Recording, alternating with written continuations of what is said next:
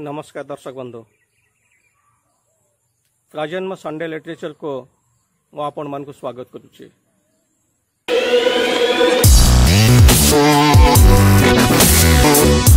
कथाटा टिके दीर्घ एणु प्रथम अनुरोध धैर्यर सहित यह शुणा हेबे। कटक भुवनेश्वर बस रे आसुथुला बेले लिंक रोड रु तरुणी जने बस को उठिले, मो पाख सीट रे बसिले।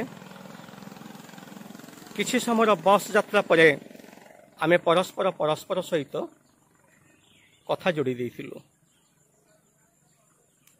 कथा प्रसंग रे जानिले तरुणी जनक वाणी विहार रे ओडिया भाषा और साहित्य रे पीजी करूचंती। आकाशवाणी कटक रे जने नाट्यकार भाव में से परिचिता। गर्वर कथा छात्र जीवन रो जने नाट्यकार रूप में स्वीकृति पाई सारी। मुझे पचारे आश्रा खोजुवा ईश्वर नाटकर नाट्यकार किए। से नीरव रे किछि समय मो मुह को चाहिए एवं तापरे मुंड हल मना कले से जानी ना बोले। जदियो से पढ़ुवा विश्वविद्यालय रे पढ़ुवा विभाग रे से समय से नाटकर नाट्यकार जनक प्रोफेसर रूप में कार्यरत थिले। द्वितीय प्रसंग को आसीबा। एकदा फेसबुक रे गोटे पोस्ट आसीथिला एवं से पोस्ट करथिले आम समय जने चर्चित कथाकार अनिल कुमार पाढ़ी। बारंग कॉलेज रे अनुष्ठित हेउथबा एक क्विज रे भाग नैथिबा प्रतियोगी माननकु संचालक प्रश्न करथिले मेघराती उपन्यासर औपन्यासिक किए। जदियो से उपन्यासर स्रष्टा जनक से महाविद्यालय रे इंग्राजी विभाग जने वरिष्ठ अध्यापक रूपे काम करुथुले, तांको नामटिकु केही जणे भी प्रतियोगी कहि पारि नथिले। एबे तृतीय प्रसंग। मो महाविद्यालय को अतीत भाव में आसीथिबा ओडिया साहित्यर युवराज अजय स्वाई आम पिला मानकु थरे पचारि थिले तमे अजय स्वाई को पढ़िच एवं सबु पिलांको ठारू उत्तर आसीथिला ना। एमिति तीन तीनोटी प्रसंग उत्थापन करिवार कारण हेला प्रकृत रे आमे पढ़ुचे काहाकू किए काहाकू पढ़ुचे। ओडिया भाषा और साहित्यर सबुठारु बड़ दुर्भाग्य एटी पाठक नहांते। आमे लिखुचे, आमे पढ़ुचे, खुशी होउचे, साहित्यिक बोली सबुठी दिन डेम पिटुचे। अथच आम पाखरे पाठक नहांते। एटी साहित्य बोइले आमे, पाठक बोइले मध्य आमे। केते दिन पर्यंत एमिति एक दुरावस्था भितरे आमे आम साहित्य को गति कर चलीथिबा। बिना पाठक साहित्यर कौनसी मूल्य न थाए। 500 खंड बही छपे प्रकाशकटी जितेबाला 15 वर्ष अपेक्षा करिला परे पुस्तक गुड़िक बिक्री न होई ता गोदाम घरे पड़ी रहे, सेठी साहित्य चर्चा कौन करा जाय परिबो। आज जने लेखिका सहित सकाळे कथा हैला बेले से कहिले जे सार मु मो लेखा गुड़ी को एबे छोट कर दउछि। तार कारण कि हमको पढ़ुछि कहा पखरे समय अच्छे बड़ लेखा पढ़िबा पई। सतरे केड़े असहाय आम साहित्यिक माने बिना पाठ करे से माने साहित्य सृष्टि कर चली। मोर दीर्घ वर्षर साहित्य सहित संपृक्ति मते एतिक जणैछि जे एठी साहित्यिक मानकर संख्या जेतिकी ताठारु पाठक मानकर संख्या बहुत कम। आमे समस्ते साहित्यिक किंतु पाठक नुह। आसंतु एबे साहित्य सृष्टि करबा पूर्वरु प्रथमे पाठक सृष्टि करबा। सेहि पई तो 2020 मसीहा एप्रिल 2 तारिख रो प्रजन्म दृश्य श्राव्य साहित्य पत्रिका नाम रे ए कार्यक्रमटी आरंभ करिछि एवं ए कार्यक्रमटी आरंभ करबा परठारु उना अधिके आउ केतोटी दृश्य एवं श्राव्य साहित्य पत्रिका मध्य आत्मप्रकाश कला एवं यह भितरे सेमानक भितरे मध्य बहुत बंद हो सारे। कहीं बंद हो गले केवल साहित्य पाठक एवं दर्शक मानकर अभाव पाई। मु भी एबे अनुभव करुछि जो आशा जो उद्दीपना जो स्वप्न नहीं आमे प्रजन्म को आपण मानक सम्मुख को आनिथिलु सेथिरे मध्य आमे विफल हेइछु। सेतिक संख्यक पाठक दर्शक आमे बोध हुए आपणै पारिनु। तथापि विश्वास रखिछु आशा रखिछु आमे निश्चित भावरे एक विशाल पाठक गोष्ठीटीए तैयारी करबा पई सक्षम होबु एवं आमर तथाकथित साहित्यिक मानकर सृष्टि को सेमानंक पाखरे पहुंचेबा पई यथेष्ट यत्नशील रहिबु। धन्यवाद।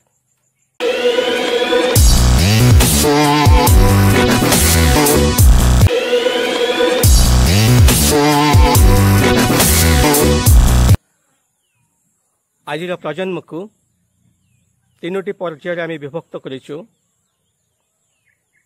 प्रजन्म प्रबंध, प्रजन्म कविता एवं प्रजन्म गल्प। आसंतु एबे देखिबा प्रजन्म प्रबंध पृष्ठ को।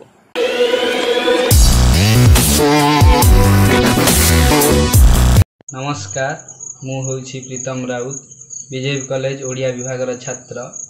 मोर निबंध हेउछि अभिनव यज्ञपुर, जहा जाजपुर संपर्क रे वर्णित। जाजपुर गौरवमय इतिहास संपर्क रे एहार वर्णना को दिया जाइछि। आशा करुछि आपण माननकु भल लागियो। अभिनव यज्ञपुर प्राचीन जाजपुर इतिहास ही प्राचीन कलिंगर इतिहास। दीर्घ शताब्दी धरी यह कलिंगर राजधानी रही आछि। पुण्यतोया बैतरणी कूल गढ़ी उठिथिबा नगरी मध्य समाहित होइछि वर्षव्यापी सभ्यता, संस्कृति और राजतंत्र जड़तत्व। विभिन्न समय रे भिन्न भिन्न शासक, भिन्न धर्मधारा और एकाधिक मतवाद यह होइछि परिपृष्ट। शाक्त, शैव, जैन, बौद्ध, वैष्णव धर्मर मिलन रे यह होइछि सर्वमैत्री धर्मर प्राणोच्छ्वास अद्यापि विद्यमान। खूब संभव उत्तरी आर्य सभ्यतार दक्षिणी विस्तारीकरण एहिठारु ही आरंभ होइथिला। आर्य माने उत्तर दिगरु दक्षिण दिग पथ को अग्रसर होई सर्वप्रथम एही अंचल रे बसति स्थापन करिथिले। पुण्यतोया बैतरणी नदी उपत्यकार गढ़ी उठिथिला आर्य मानकर बसति। वर्तमानर क्षुद्र परिमित अंचल जाजपुर अतीतरे केन्दुझर, ढेंकानाल, मेदिनीपुर, सिंहभूम पर्यंत यह थिला विस्तृत। बौद्ध ढंका चंद्रमा परी जाजपुर इतिहास समय स्रोतरे अंधकाराच्छन्न। जत किंचित ऐतिहासिक किंवदंती मूलक प्रमाण रही सेगुड़ी को आधार करी जाजपुर इतिहास को परखा जाई पारे। किंवदंती रे पर्याप्त प्रमाण नथिले मध्य यह मूलक नुहे, कारण किंवदंतीर अस्थि मजारे इतिहास परिकल्पित। वृद्ध जाजपुर समय स्रोतर गड्डलिका होई अद्य रुग्णग्रस्त।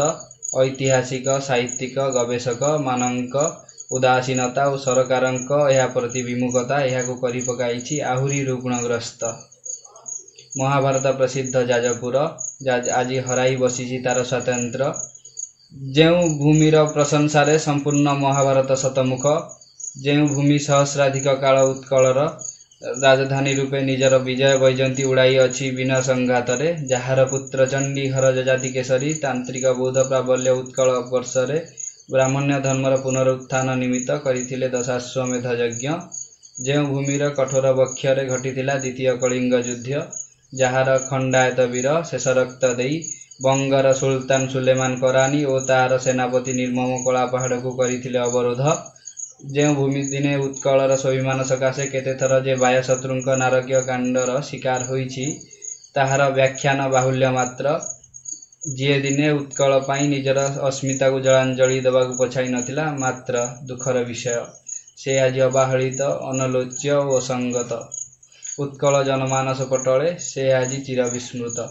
तृतीय शताब्दी आरंभ करी त्रयोदश शताब्दी पर्यंत प्राय 1000 वर्ष काल यह जाजपुर रही आसी उत्कल राजधानी रही आसी निर्विवाद कहुपर महाभारत जुगर यह थिला कलिंगर राजधानी कारण महाभारत काव्य केवल जाजपुर वर्णना रही यथा ततो वैतरणी गच्छेत सर्वपापं प्रमोचनीं विरज तीर्थमासाद्य विराजति यथांससि प्रतरे च कुलं पुण्य च सर्वपापं व्यापोहति गोसहस्र फलं लब्धा पुनाति सुकुलम नर अर्थात यही होउची वैतरणी नदी एठारे विरजा क्षेत्र चंद्रपरी विराजमान एई नदी रे एते पुण्य जे एई नदी गोसहस्र नदी रे जलदान कले अर्थात तर्पण कले गोसहस्र फलर पुण्य लाभ करी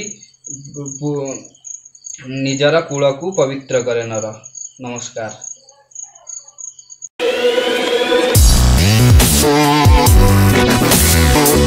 एथर पुराणा पृष्ठरू पद्मश्री सच्चिदानंद राउतरायंकर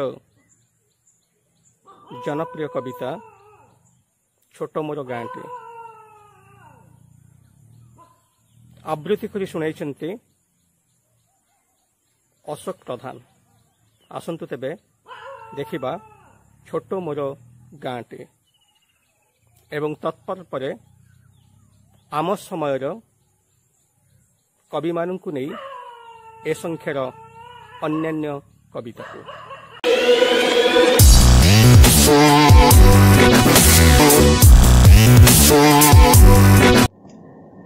छोट मोर गाँटी छोट मोर गाँटी भूगोल पोथी पतरे पछे भूगोल पोथी पतरे पछे नथाउ तार नाटी छोट मोर गाँटी छोट मोर गाँटी माटीर सेई सरग मोर सेठी अछि मो षठी घर माटीर सेई सरग मोर सेठी अछि मो षठी घर जलिब पुणी सेठी शेषे जलिब पुणी सेठी शेषे मोहरी चिता नियाटी छोट मोर गाँटी छोट मोर गाँटी जनमी तार एंतुड़ी शाले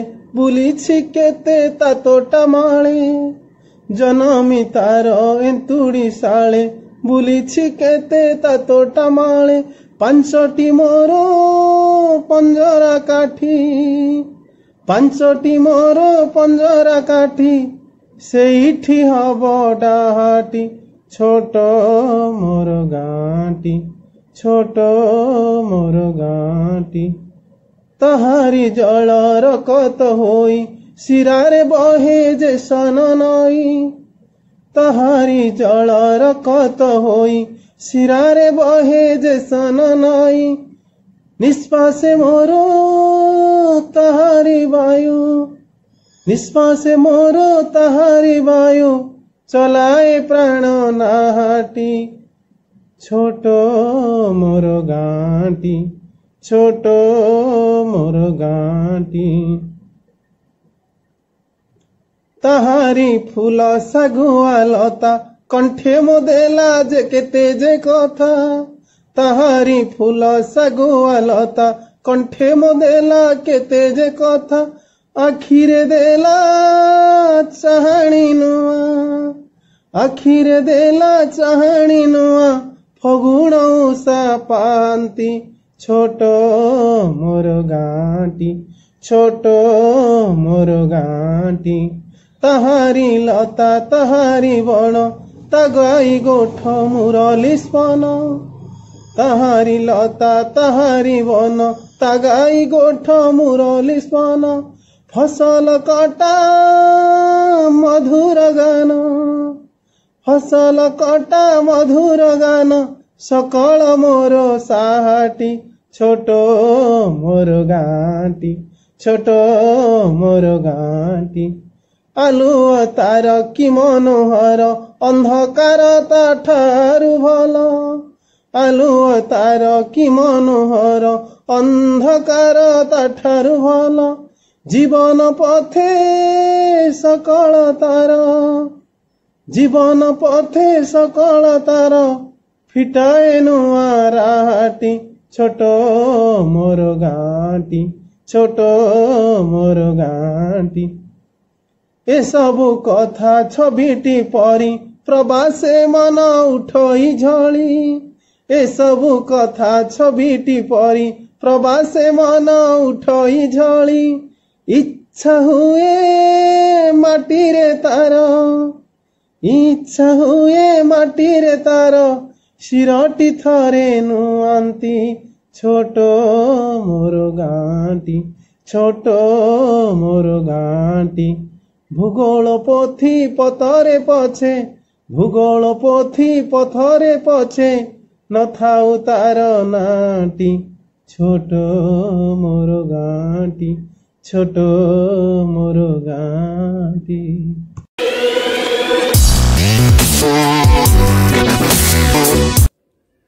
नमस्कार मु डॉक्टर किशोर महांती आपण मानक सम्मुखरे मु मोर स्वरचित कविता आवृत्ति करने जाऊँगी। कवितार शीर्षक है वर्षा। वर्षा को खोजुथिला बेले पाईगली मो प्रिय वर्षा वर्षा को खोजुथिला बेले मु पाईगली मो प्रिय वर्षा मजिगली दिन राति भिजिगली शुणी तार जलसा मजिगली दिन राति भिजिगली शुणी तार जलसा तू तो सही वर्षा तो गंधरे विभोर मु भिजा भिजा माटीर बास्ना तो देहे भिजा भिजा माटीर बास्ना तो देहे सम्मोहन उच्चाटन बेपथु जगाइला प्रेमर छिटारे मो देह उदा कला प्रेमर छिटारे मो देह उदा कला चमकी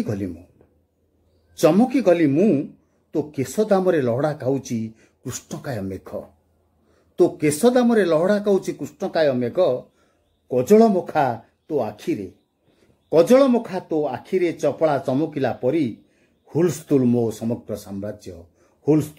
समग्र साम्राज्य ठोपाए हसरे तोर कलहंस केदार अबा मेघ मल्लार राग मु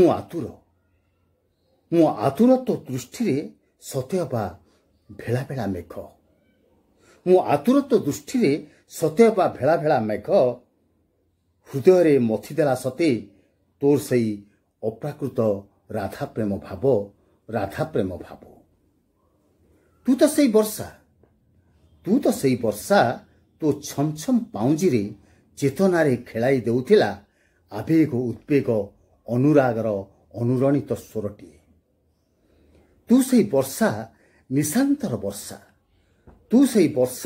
निशांतर वर्षा आपे आपे खोली देउथलु मो झरका मो दांड द्वार कबाट चमकाई देउथलु तू चमकाई देउथलु मु आसीची तुमर प्राणप्रिय तुमर एकांत वर्षा मु छुई न पारिले भी आंजुला खोली देइथिले ମୁଁ ଛୁଇଁ ନ ପାରିଲେ ବି ଆଞ୍ଜୁଳା ଖୋଲି ଦେଇଥିଲି। ଟପ୍ ଟପ୍ ଭରି ହେଇ ଯାଇଥିଲା ରିକ୍ତ ହୃଦୟ ମୋର। ଆଞ୍ଜୁଳାଏ ତୋ ଦେହରୁ ଝରୁଥିବା ଅମୃତମୟ ଟୋପା ବର୍ଷା, ଟୋପା ବର୍ଷା, ଟୋପା ବର୍ଷା। ବର୍ଷାକୁ ଖୋଜୁଥିଲା ବେଳେ ପାଇଗଲି ମୋ ପ୍ରିୟ ବର୍ଷା। ମଜିଗଲି ଦିନ ରାତି ଭିଜିଗଲି ଶୁଣି ତାର ଜଲସା। ମଜିଗଲି ଦିନ ରାତି ଭିଜିଗଲି ଶୁଣି ତାର ଜଲସା। ବର୍ଷାକୁ ଖୋଜୁଥିଲା ବେଳେ ପାଇଗଲି ମୋ ପ୍ରିୟ ବର୍ଷା, ମୋ ପ୍ରିୟ ବର୍ଷା। ନମସ୍କାର।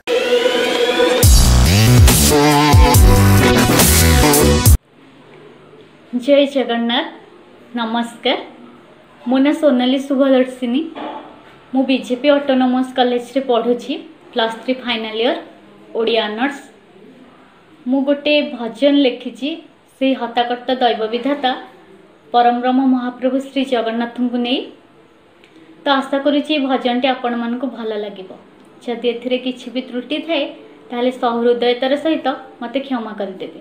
भजनटीर ना हेउछि जीवनरु दुख हरिब कि।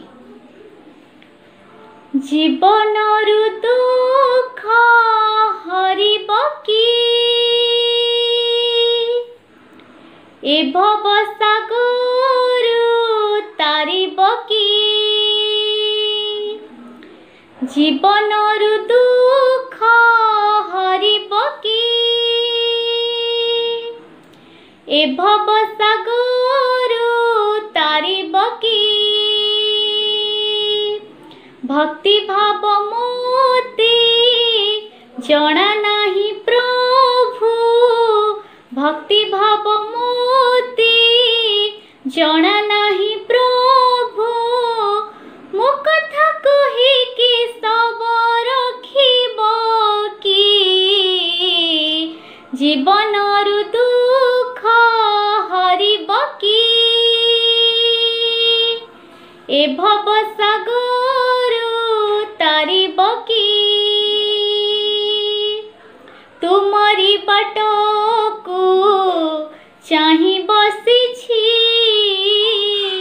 नीति तुमको मन झुरुछि। कर कमल रे दीप जालुछि नयनरु सदा अश्रु झरुछि। पाखकु आसिकी नयन अश्रुकु पाखकु आसिकी नयन अश्रुकु निज हाथे जगन्नाथ पोछि देब कि। जीवनरु दुख हरिब कि ए भव सागरु तारिब कि। तुम बिना प्रभु जीवन मोर अधूरा लगुछि। कला ठाकुर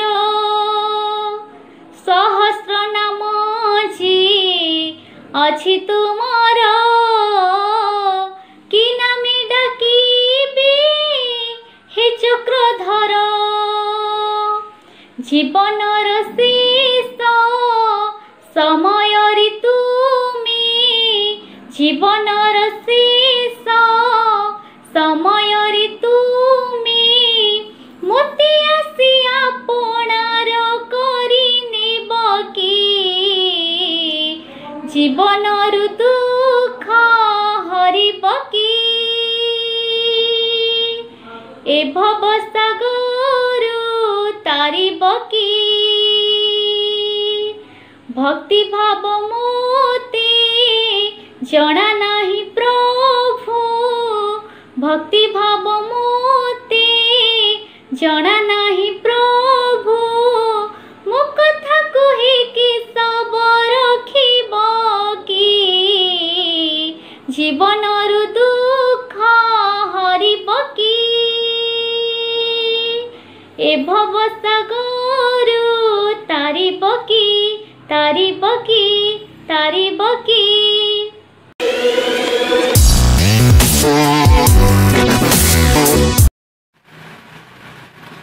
नमस्कार मु कवि शिक्षयित्री लक्ष्मीप्रिया दास।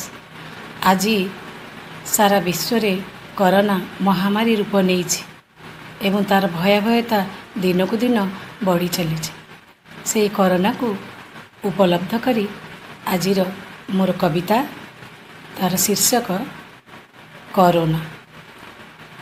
कोरोना तुमे दियो ना एते जातना, कोरोना तुमे दियो ना एते जातना, अजाचित अतिथि तुमे देउअछ निर्यातना, अजाचित अतिथि तुमे देउअछ निर्यातना, कोरोना दियो ना एते जातना। महामारी रूप नहीं आज माती अछ सबुठी, महामारी रूप नहीं आज माती अछ सबुठी, तुम लगी आम जीवन आज विपदे बंधा, तुम लगी आम जीवन आज विपदे बंधा। कि लक्षण तुमर कष्ट पाए जीवन, अस्तेव्यस्त सबु प्राण उन्नतिर पथ आज होइएछि बाधा, कोरोना तुमे दियो ना एते जातना। जीवन युद्धरे आज मनीष लड़ुछि तुम सह, जीवन युद्धरे आज मनीष लड़ुछि तुम सह, सबु बाधाविघ्न दूरेई आगे जीवाता पंथा, सबु बाधाविघ्न दूरेई आगे जीवाता पंथा, कोरोना तुमे दियो ना एते जातना। तुमे अदृश्य भूताणु, तुमे अदृश्य भूताणु जीवन विनाशकारी, छुई देले कंठाग्रत करिनिय, जीवन विनाशकारी छुई देले कंठाग्रत करिनिय, छटपट करी प्राण काढ़िनिय बंचिबार राहा, काढ़िनिय बंचिबार राहा। एठी अछ कि एठी नाहो, एठी अछ कि एठी नाहो, खरा छाईर खेल भली किए केउठी किभली किपरि शिकार हेउछि, तुमे एपरि विस्तारी चकाया, तुमे एपरि विस्तारी चकाया, माड़ी चलीछ जादू भली सबु रास्ता बंद करी, मनीषर मेरुदंड भांगिबारे तुमपण सेमिति विस्तारुच लीला, हेले आमे आजी ए लड़ेई रे साजी अछु जणे जणे सैनिक, साजी अछु लड़ीबाकू तुम साथे, मूलपोच करिदेबु तुमको विनाश पाई कि आमे करूअछु सदा चेष्टा, करूअछु सदा चेष्टा। तुम पाई करिअछु सबु बंद रास्ता, तुम पाई करिअछु बंद सबु रास्ता, निभाइबु सबुरी दूरता, मानिजिबु जेते जे नियम, निजको बंदी करिवार पण, चिकित्सा रे न करी अवहेला, कोरोना तुमे दियो ना एते जातना। सबु रास्ता बंद करी तुमर श्वासरुद्ध करिदेबु, रोकिबाकू तुमरी दुआर, बंचिबारे बढ़ाइबु संभावना, तुम सह लड़ीबारे देबु नाही काहीं पछगुंचा, कोरोना तुमे दियो ना एते जातना। धन्यवाद।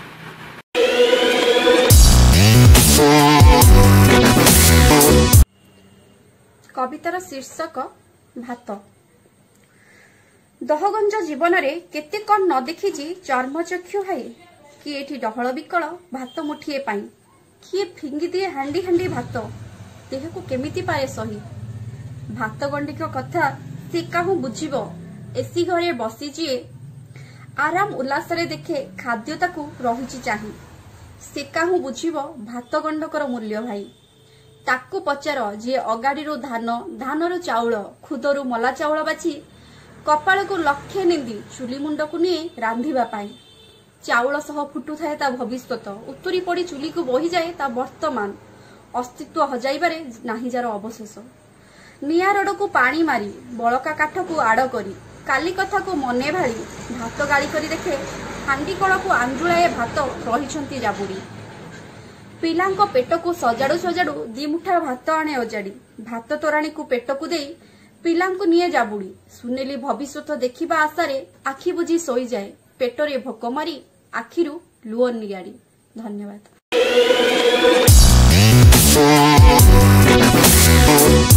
दर्शक बंधु, प्रजन्म दृश्य श्राव्य संबलित एक साप्ताहिक साहित्य पत्रिका, जो गल्प, कविता एवं प्रबंध स्थान पाई। आपण जदि आपण लेखाटी को प्रजन्म दृश्य श्राव्य साहित्य पत्रिका देखा चाहूँगी, तेबे आम पाखक आपणकर लेखाटी को वीडियो रेकर्डिंग करी पठेई दियंतु। आसंतु एबे देखिबा ए सप्ताहर प्रजन्मर गल्प पृष्ठा को।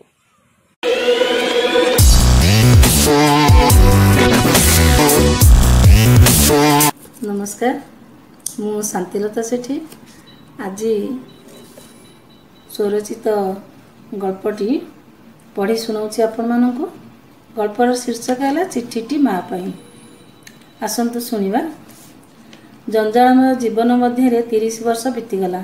स्वामी, शाशु, शशुर, देढ़शुर और जाँ को संतुष्ट कर सुनाम अर्जन करी।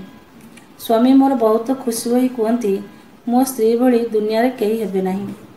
पुतुरा झियारी मानू पाखे रखी पाठ पढ़ाई मनीष करी। माँ हेबार सौभाग्य मो जीवन में आसी नथिला। स्वामी नीरजंकर पिता हेबार इच्छा ही नथिला। सबू टेस्ट हैला परे स्वामींकर समस्या थिला बोली डाक्तर कहिथिले।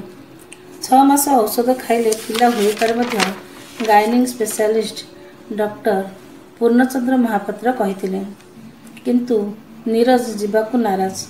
एते शिक्षागत योग्यता सेथिरे स्टेट बैंक एजीएम उपाधि थाई लाभ कौन? अपमान लागिथिला डाक्तर पाखक जीवापाई। बुझाइला परे मध्य राजी होई नथिले। पुतुरा झियारी को पुओ झियर स्नेह देई बड़ करिबा पई मते कहिथिले। मु मध्य सेथिरे सम्मति जणाइथिले। पुतुरा झियारी माने पाठ पढ़ी सारी बाहरे चाकरी करने को लगिले। जा देढ़शुर पिला मानक पाखरे बेले बेले जाई रुहंती, हेले केबे हेले आमको जीवा पई कहंती नहीं। पुतुरा बाहागर हैला। झियारी को कन्या रूपे दान करी विवाह कराइलु। हेले आमर भविष्य तो किए देखिबो? झियारीर पुओटिए हैला बेले से तार माँ को डाकिथिला।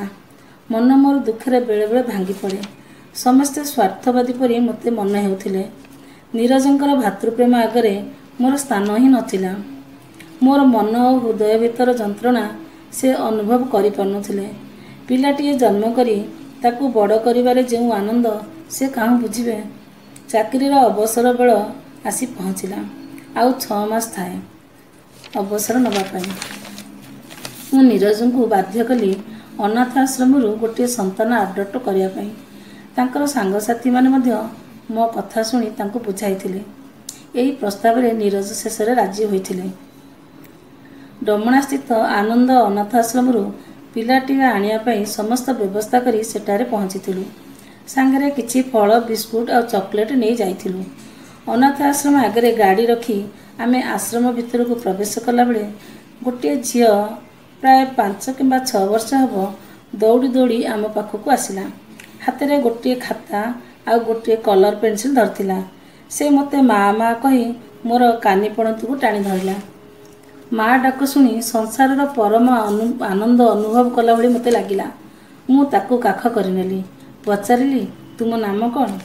छुआटी कहला, आगे कह तुमे मोर माँ कि नहीं? मु कहली, हाँ मु तुम माँ। एबे कह तुम नाम कौन? से मते हाथ रे धरिथिबा खाताटी धराइदेला एवं काखरू ओह्लाई दौड़ी आश्रम भितर को चलीगला। खातार उपरे नाम लेखा थिला काली। प्रथम पृष्ठा उल्टाई देखिली, लेखिछि चिठीटी माँ पाई।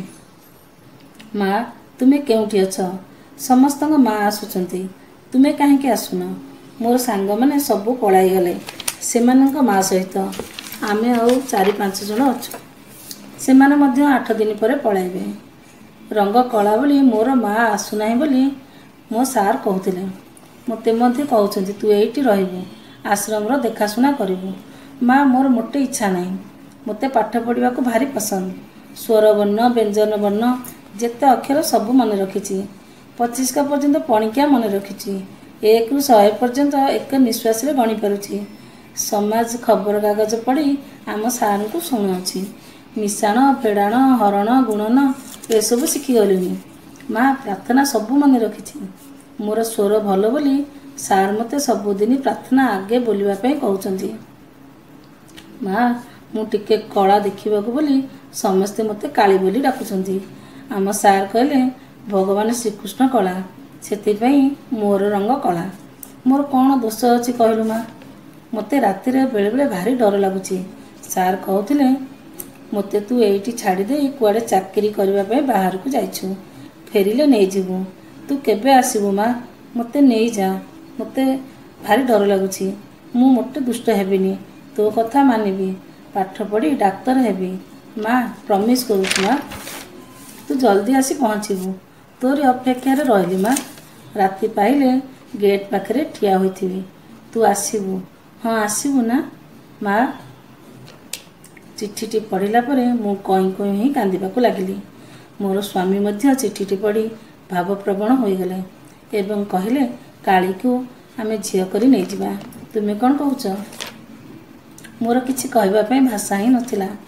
ଆମେ ଆଶ୍ରମରୁ ସେଇ ଝିଅଟିକୁ ପୋଷିଆ କନ୍ୟା ଭାବେ ଗ୍ରହଣ କରିବା ପାଇଁ ଆଶ୍ରମର ମାଲିକଙ୍କ ସହିତ କଥା ହେଲୁ। କାଳି ବିଷୟରେ ତାଙ୍କ ସାର୍ କହିଲେ, ଏଇ ଝିଅଟି ସବୁଦିନ ଗୋଟିଏ ଗୋଟିଏ ଚିଠି ଲେଖି ମୋତେ ଦେଇ କହେ ମୋ ମାଆକୁ ଦେଇଦେବେ। ଚିଠିଟି ପଢ଼ି ମୋ ମାଆ ନିଶ୍ଚୟ ଆସି ମୋତେ ନେଇଯିବ। ଆଜ୍ଞା, ଭଲ ଝିଅଟି। ମୁଁ ଯେତେବେଳେ ଝିଅଟିକି ଆଣିବା ପାଇଁ ତାଙ୍କ ଅଫିସ୍ ରୁମ୍କୁ ଗଲି, ଝିଅଟି ମୋତେ ଜାବୁଡ଼ି ଧରି କହିଲା, ମା, ମୋ ଚିଠି ପାଇକି ଆସିଛୁ ନା? ମା, ମୋ ଚିଠି ପାଇକି ଆସିଛୁ ନା? ମୁଁ କହିଲି, ହଁ, ତୋ ଚିଠି ପାଇକି ଆସିଛି। ଚାଲ ଘରକୁ ଯିବା।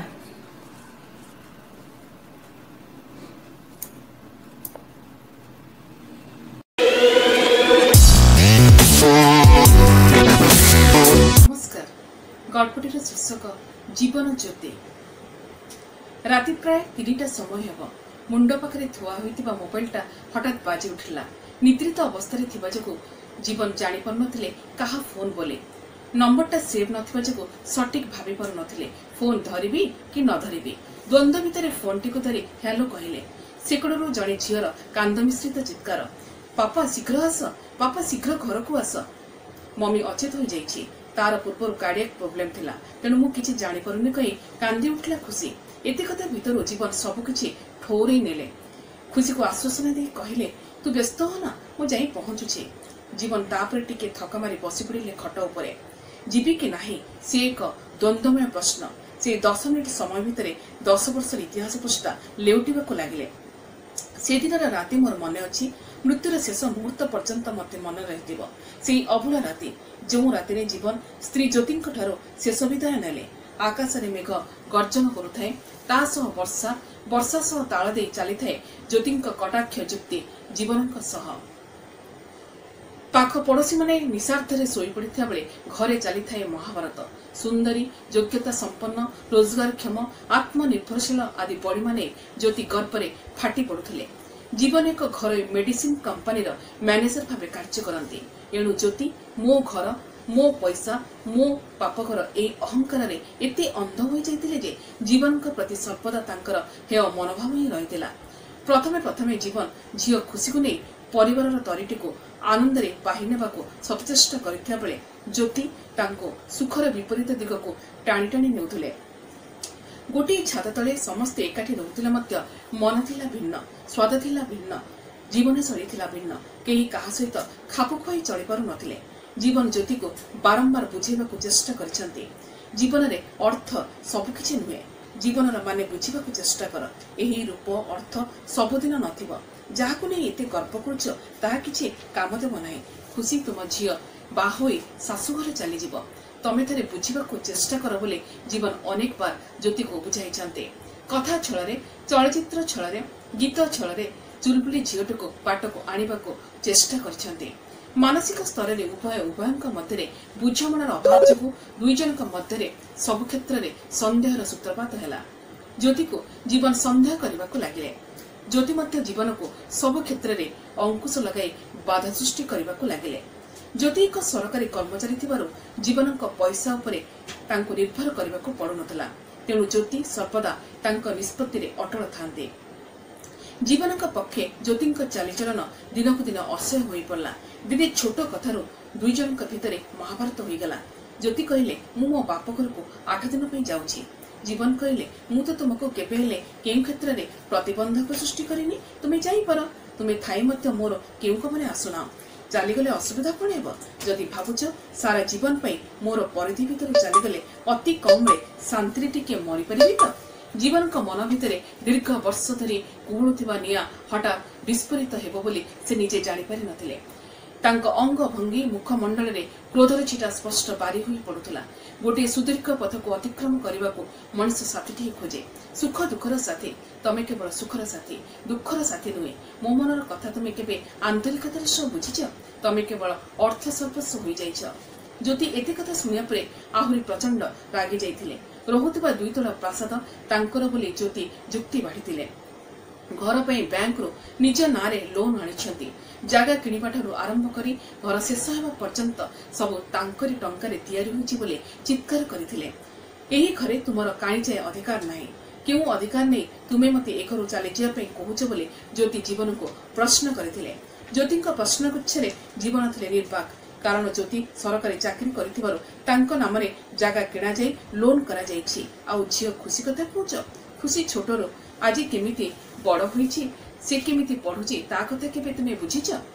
ଆଜିକାଲିର ଉଗ୍ର ମା ମାନେ ସେମାନଙ୍କର ସନ୍ତାନ ମାନଙ୍କ ଯତ୍ନ ନେଇ ସ୍ୱାମୀଙ୍କ ଉପରେ ହାକିମ କରିବାକୁ ଶ୍ରେୟ ମନେ କରନ୍ତି କହି ଜୀବନ ସେଦିନ ଅକାଟ୍ୟ ଯୁକ୍ତି ବାଢିଥିଲେ। ପୂର୍ବରୁ ଏମିତି ବହୁତ ଥର ଜୀବନ ଆଉ ଜ୍ୟୋତିଙ୍କ ମଧ୍ୟରେ କଥା କଟାକଟି, ରାଗ ରୁଷା, ଅଭିମାନରେ ରାତି ରାତି ବିତି ଯାଇଛି। କିନ୍ତୁ ସବୁ ସହିବାର ସୀମା ଅତିକ୍ରମ କରି ଯାଇଥିଲେ ସେଦିନ ଜୀବନ। ମନରେ ଶକ୍ତି ହରାଇ ବସିଥିଲେ, ଛାତିକୁ ପାଷାଣ କରିଦେଇଥିଲେ। ପୁରୁଷ ପ୍ରତି ଏହା ଯେମିତି କଟାକ୍ଷ, ଅଟହାସ୍ୟ ଥିଲା। ସାରା ଜୀବନ ମାନସିକ ଅତ୍ୟାଚାରରେ ସନ୍ତୁଳି ହେବା ପରେ ନିର୍ବାଣ ପ୍ରାପ୍ତି ସନ୍ଧାନରେ ଘର ପରିବାରର ଲକ୍ଷ୍ମଣ ରେଖା ଡେଇଁ ସବୁଦିନ ପାଇଁ ଚାଲିଯିବାକୁ ନିଷ୍ପତ୍ତି ନେଇଥିଲେ। ଆଉ କହିଯାଇଥିଲେ, ଆଉ ତୁମ ଏରୁଣ୍ଡି ବନ୍ଧ ମାଡ଼ିବିନି ଜ୍ୟୋତି। ପ୍ରତିକୂଳରେ ଦୁଃଖ ଭରା ନଈରେ ଜୀବନର ତରିଟା ବାହିବାକୁ ଯେ କେତେ କଷ୍ଟ ହୋଇଥିବ ସେ ନିଜେ ଉପଲବ୍ଧି କରିଛନ୍ତି।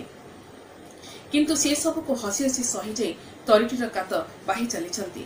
ଏରୁଣ୍ଡି ବନ୍ଧ ନ ମାଡ଼ିବାକୁ ନିଷ୍ପତ୍ତି ନେଇଥିବା ଜୀବନ ଏହି ପରିସ୍ଥିତିରେ କଣ କରିବେ ଭାବି ପାରୁନଥିଲେ। ନିଜ ବିବେକକୁ ବାରମ୍ବାର ପ୍ରଶ୍ନ କରୁଥିଲେ ଏପରି ଜଟିଳ ପରିସ୍ଥିତିର ସମାଧାନ ପାଇଁ। ମନ ଓ ବିବେକ ମଧ୍ୟରେ ସଂଗ୍ରାମ ଚାଲିଥାଏ।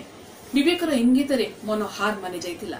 ଜଣେ ମଣିଷ ହିସାବରେ ମାନବିକତା ଦୃଷ୍ଟିକୋଣରୁ ଜୀବନ ତାଙ୍କ କାର ନେଇ ପହଞ୍ଚିଲେ ସେଇ ଦୀର୍ଘ ବର୍ଷ ଧରି ଛାଡ଼ି ଦେଇ ଆସିଥିବା ଘରର ଗେଟ୍ ନିକଟରେ।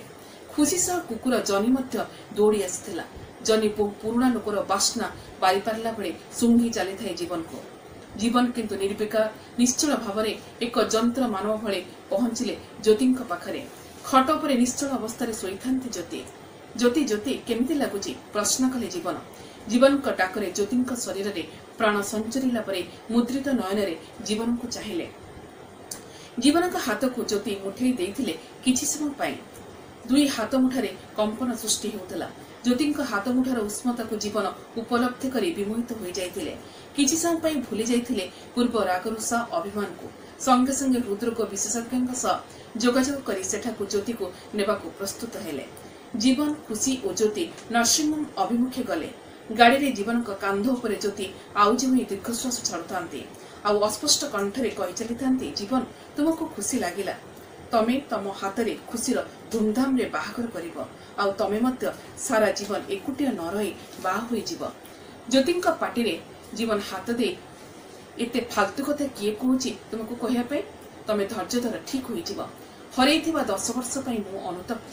ମୁଁ ମୋ ଜୀବନ ଯୁଦ୍ଧରେ ହାରି ଯାଇଛି। ମତେ କ୍ଷମା କରିଦେବ ଜୀବନ। ଖୁସି ତୁମର, ମୁଁ ତୁମର, ସବୁ ତୁମର କହି ଜ୍ୟୋତିଙ୍କ ଆଖିରୁ ଚାଲିଥିଲା ଅଶ୍ରୁଧାର। ନର୍ସିଂହୋମରେ ପହଞ୍ଚିବା କ୍ଷଣି ତାଙ୍କୁ ସଙ୍ଗେ ସଙ୍ଗେ ନର୍ସମାନେ ନେଇଯାଇଥିଲେ ଇସିଜି କରିବା ପାଇଁ ଗୋଟିଏ ବନ୍ଦ କୋଠରୀକୁ। ଆଉ ତାର କିଛି ସମୟ ପରେ ନର୍ସମାନେ ଜୀବନକୁ ଡାକ ପକାଇଥିଲେ ଏକ ଭୟଙ୍କର ସ୍ୱରରେ, ରୋଗୀଙ୍କୁ severe heart attack, C is very serious. ଆପଣ ତାଙ୍କ ଲାଗି ଠାକୁରଙ୍କୁ ଡାକନ୍ତୁ, ସେ ହିଁ ଏକମାତ୍ର ଭରସା। ଜୀବନ ନିର୍ବାକ ଅପଲକ ନୟନରେ ଚାହିଁ ରହି ହାତ ଯୋଡ଼ିକୁ ଟେକି ଦେଇଥିଲେ ହସ୍ପିଟାଲ କାନ୍ଥରେ ଝୁଲୁଥିବା ଚକଡୋଳା ଆଡ଼କୁ। ଧନ୍ୟବାଦ, ନମସ୍କାର।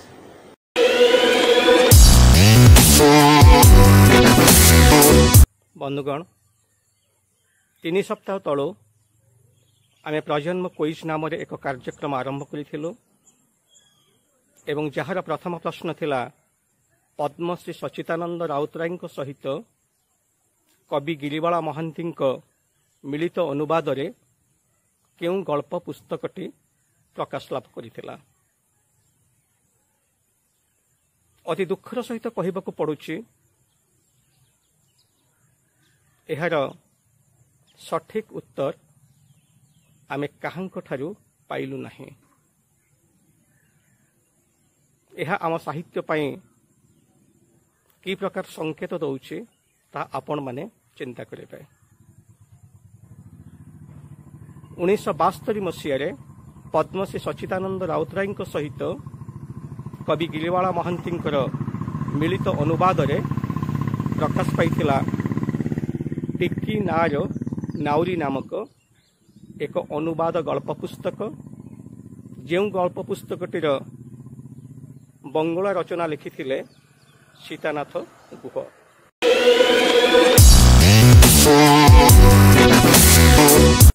ए संख्यार क्वेस नष्ट उर्वशी नाटकर नाट्यकार किए। आमे स्क्रीन उपरे 4टी संभाव्य उत्तर लिखिबु। ता भितरु जेउटी उपयुक्त उत्तर ताहाकु आपण बाछि आम व्हाट्सएप नंबर पठान्तु। सठिक उत्तरदाता मानक मध्यरु लकी ड्र माध्यम रे आमे 3 जन को निर्वाचित करिबु एवं सेमानंकु खुशी प्रकाशनी तरफरु पुरस्कृत कराजिबो। आपणकर उत्तर आम पाखरे 10 दिन भितरे पहुंचीबा दरकार। प्रश्नटी आउ थरे कहि रखे, नष्ट उर्वशी नाटकर नाट्यकार किए?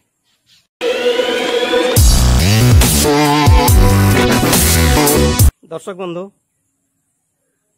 आमर आज संख्याटी आपण मानकु केमती लागिला मतामत दबाकु भूलिबे नाही। आमको मतामत दबार नंबरटी हैला 9338177391। प्रजन्म आपण मानकर ताकु अधिक रु अधिक